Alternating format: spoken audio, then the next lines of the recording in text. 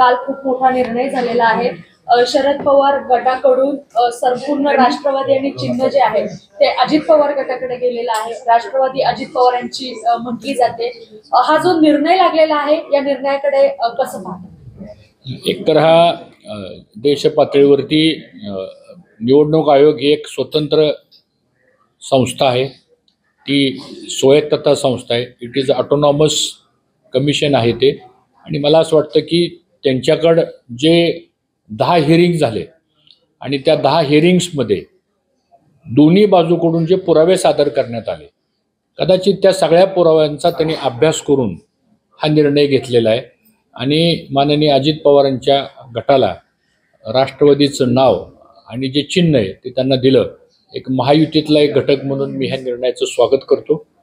निश्चितपणानं या निर्णयामुळं महायुती महाराष्ट्रामध्ये आता अधिक मजबूत होईल आणि पुढच्या काळामध्ये येणाऱ्या लोकसभेच्या निवडणुकीला आम्ही सर्वजण एकत्रितपणाने एक चांगला परफॉर्मन्स देऊ आणि तिसऱ्यांदा माननीय पंतप्रधानपदी माननीय मोदी साहेबांची त्या ठिकाणी निवड होईल असा आमचा सर्वांचा प्रयत्न राहील। सर, निश्चितच आपण पाहतोय की महायुतीमध्ये आता हे सर्व तीनही पक्ष आहेत, मात्र सगळ्यात महाराष्ट्रात चर्चेला जाणारा लोकसभा मतदारसंघ म्हणजे बारामती मतदारसंघ म्हणून पाहिला जातो। खरं तर या बारामती लोकसभा मतदारसंघामध्ये नेमकं उमेदवार म्हणून तुम्ही कोणाला पाहता?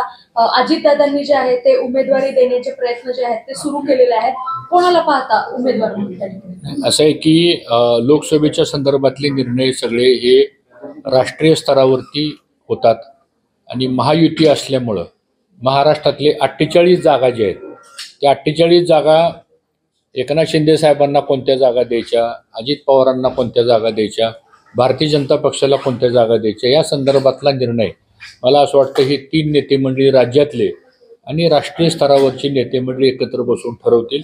पहिल्यांदा जागा वाटपाचा निर्णय होईल आणि जागा वाटपाचा निर्णय झाल्यानंतर मग उमेदवारीचा निर्णय होईल आणि जागा वाटप आणि उमेदवारी, मला असं वाटतं ह्याच्यामध्ये इलेक्टिव्ह मेरिट हा त्याच्यामध्ये सगळ्यात महत्त्वाचा भाग आहे की जास्तीत जास्त म्हणण्यापेक्षा आमचा निवडणुकीचा स्ट्राईक रेट जो आहे महाराष्ट्रातल्या 48 जागेचा हा आपल्याला कसा चांगला ठेवता येईल या दृष्टीने निर्णय होईल आणि तो निर्णय झाल्यानंतर मग उमेदवारीच्या बाबतीतली चर्चा होईल। बारामती जो मतदारसंघ आहे तो भाजप मागेल का त्याच्यावरती? नाही, आता 48 मतदारसंघ आहेत, त्या 48 मतदारसंघाचे वरिष्ठ पातळीवरती खूप त्याचा अभ्यास चालू आहे। प्रत्येक विधानसभेमध्ये प्रत्येक सर्कलमध्ये काय परिस्थिती त्याचा अभ्यास चालू आहे आणि त्याच्याबद्दल पहिल्यांदा अगोदर जागा वाटपाचा निर्णय होईल।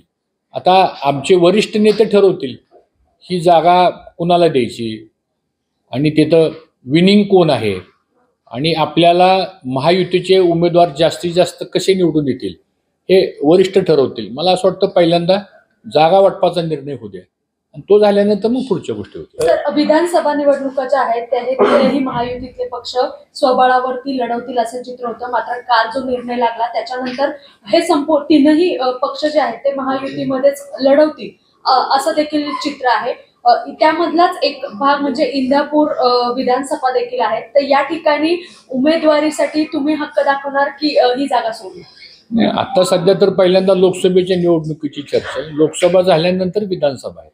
मला असं वाटतं की या संदर्भातला विचार हा वरिष्ठ पातळीवर होईल किंवा झालाही असेल, त्यामुळं या संदर्भात काही फार चिंता करायची गरज आहे असं मला वाटत नाही। आता सध्या लोकसभेचा विषय महत्त्वाचा आहे आणि लोकसभा झाल्यानंतर मग 4 का 5 महिन्यांनी विधानसभा होणार आहे, त्यामुळे पहिल्यांदा आता फोकस पॉईंट हा लोकसभेवर आहे। सर, काय सांगाल? खरं तर राष्ट्रवादी बरोबर काँग्रेसमध्ये तुम्ही देखील अजितदादांबरोबर एकत्रितपणे काम केले, त्यानंतर तुम्ही बाहेर पडलात आणि आता पुन्हा अजितदादा तुम्ही भाजपमध्ये गेल्यानंतर अजितदादा देखील महायुतीचा एक भाग झालेले आहेत। त्यावेळी तुम्ही मावळमध्येच वक्तव्य केलेलं होतं की आता मला चांगली झोप लागते, मग आता अजितदादा देखील बरोबर आहेत, आता याविषयी काय सांगा? हे चांगली गोष्ट आहे ना की महायुतीमध्ये ते आल्यानंतर आम्ही त्यांचं स्वागतच केलेलं आहे आणि मला असं वाटतं की देशाचे पंतप्रधान माननीय नरेंद्र मोदींजींचं नेतृत्व हे आम्हा सर्वांना त्या ठिकाणी मान्य झालं म्हणून आम्ही 19ला भारतीय जनता पक्षामध्ये प्रवेश केला। आता राष्ट्रवादी अजित पवार गटांना ते कदाचित थोडं उशिरा कळलं त्यांना, त्यामुळे ते आले आणि अजूनही काही लोक येतील पुढच्या काळामध्ये.